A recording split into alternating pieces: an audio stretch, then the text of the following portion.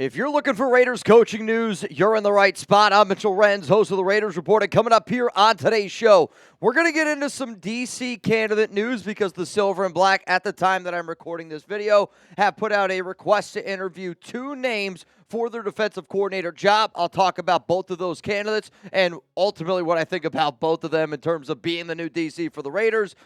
It also could mean something for Patrick Graham. Then, at the back end of today's show, there's been three offensive coordinators linked to the Silver and Black. We're going to look at the rumors circulating around that because it's important that whoever Pete Carroll and Syptek bring in, you have to find a quarterback, need to be able to execute on the offense, and we'll talk about these three names right here. Before we get into everything on today's show, we are presented by Panda Supps. Use code PETE for 25% off at pandasupps.com. They got a brand new nootropics. They got awesome protein. I recommend that you check out their new Thermogenic, the fat burner.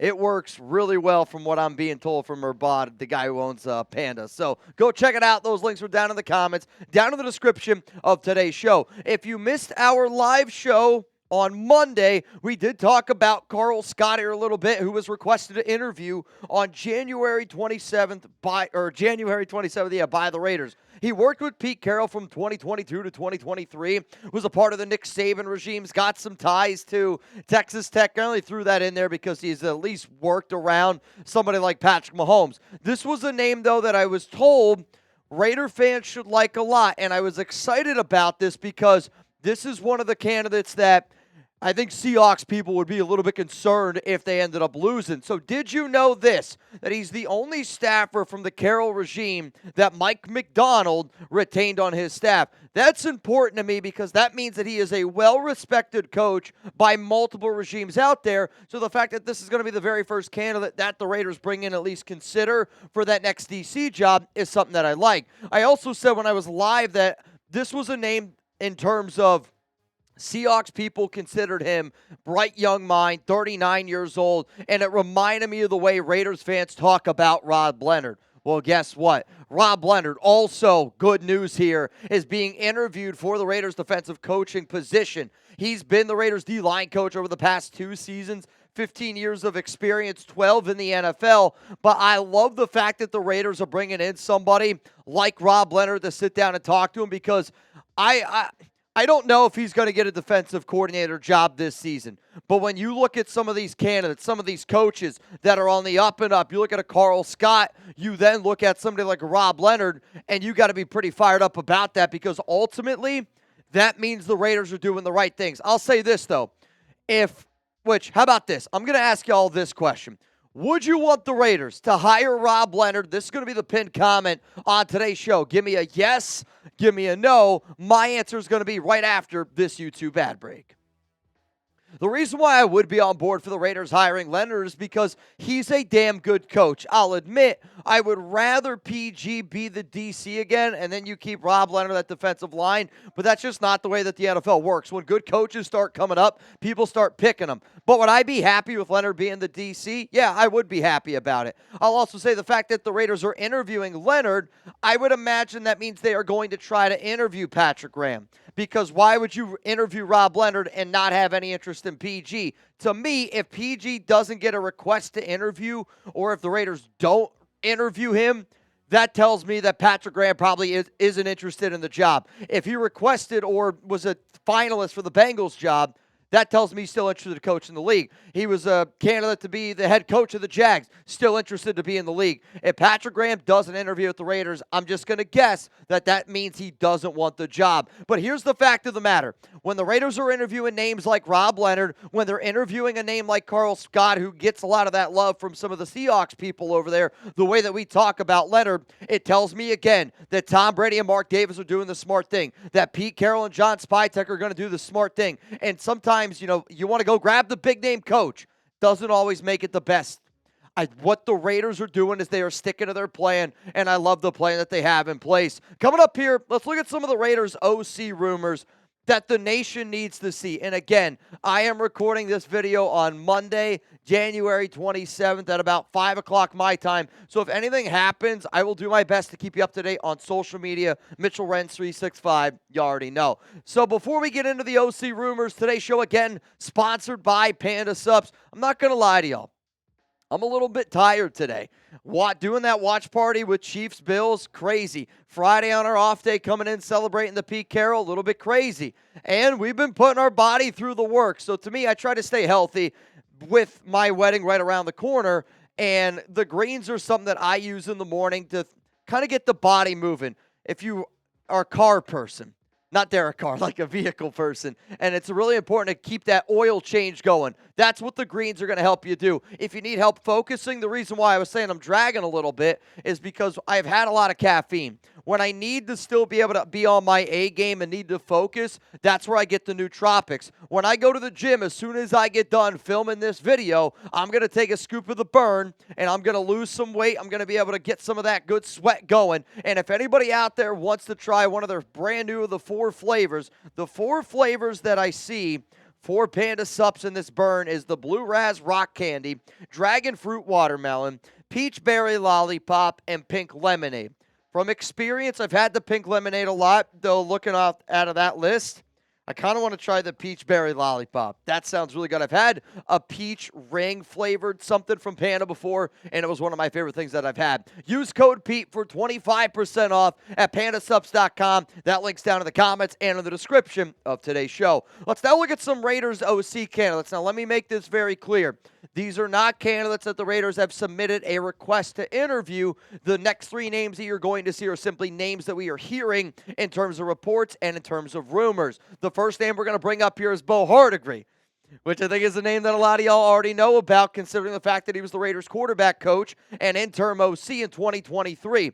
Right now, he's currently the Titans quarterback coach, and according to Jonathan Jones from CBS, who was one of the people that I do think covered the Raiders head coaching search well, he said that the Raiders could show interest in Bo Hardegree. The number one thing that I'm going to look for an OC this season for the Raiders, and maybe it's the top two things, it's one, can you design plays? Two, how have you done in the past with quarterbacks? When you look at Hardegree and with his quarterbacks, we got to be able to give him his flowers for Aiden O'Connell. Aiden O'Connell has never looked better under any other person calling plays. Again, we're talking, Mick Lombardi, Bo Hardegree. You got a guy like Josh McDaniels, Luke Getsy, Scott Turner. But I'll admit that I thought AOC looked better with Bo Hardegree than he did Scott Turner and Norv Turner. He also helped, Derek Carr get to his fourth Pro Bowl in 2022. Let's be real, though. That was also the year the Raiders moved on from D.C., and I don't think Carr was great in that 2022 season.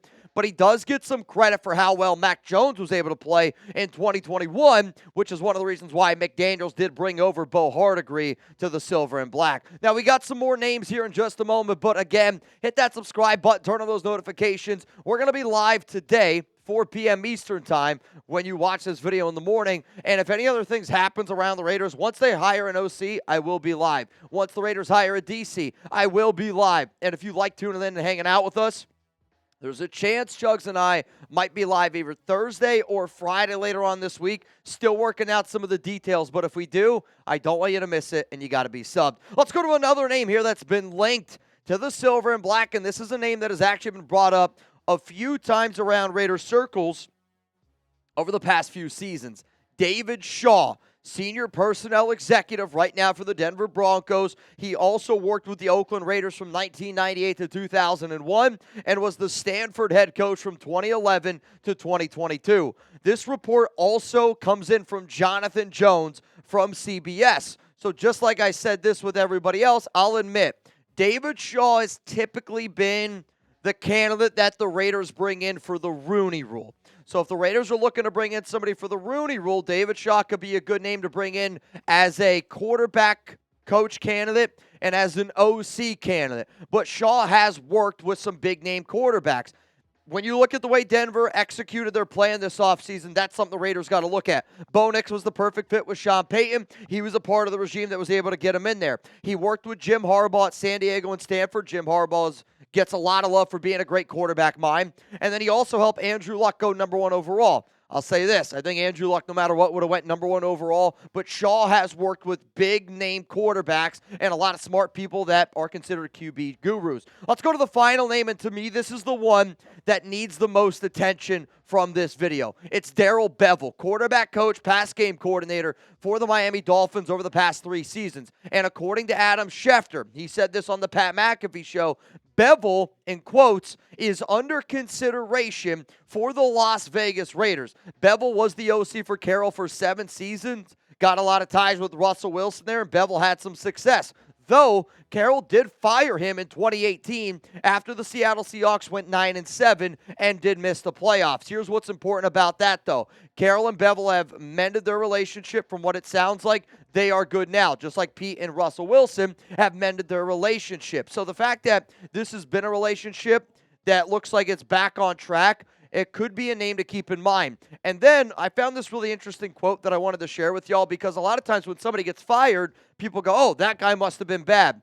Well, there was actually, I went back and I looked, a lot of reports that Darrell Bevell wasn't the reason why Seattle was losing. I think there was a lot of other things behind the scenes. And you can look up, let's just say, Golden Tate and Russell Wilson, because I think that that's a story of one of the reasons why Bevell might have been fired. Anyway, this is according to Doug Baldwin in 2018.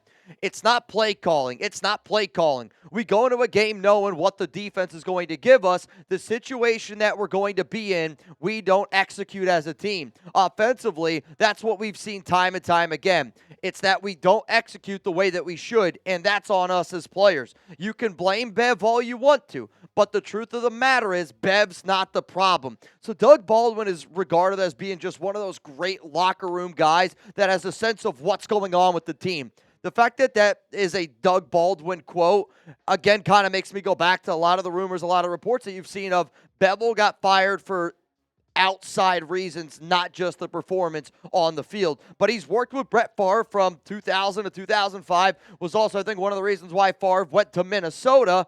Even though Favre is a dirtbag off the field, you got to be able to respect what he is on the field. Russell Wilson made 5 Pro Bowls in 7 years with Bevell, and then he's also worked with Matt Stafford. He's worked with Trevor Lawrence. He's worked with Tua. So a lot of different types of quarterbacks that you could look at. Daryl Bevell's got right now the Pete Carroll connection, and he's already being linked by Adam Schefter. So right now I talked about 3 OCs that at least have been connected to the silver and black. Let's say you're sitting down in a room right now with Tom Brady. You're sitting down in a room right now with Pete Carroll and John Syptek. They look to you and they go, Chugs goes, lucky. Well, yeah, you're a damn lucky guy. He looks to you and he goes, out of these 3 names, who are you picking as an OC? Bo Hardegree, David Shaw, Darrell Bevell. The name that I'm going to go with is this. I'm going to go out of those names. I'm going to go with Darrell Bevell. And that's simply because I don't have a lot of confidence in Bo Hardegree. I don't really have a lot of confidence in David Shaw.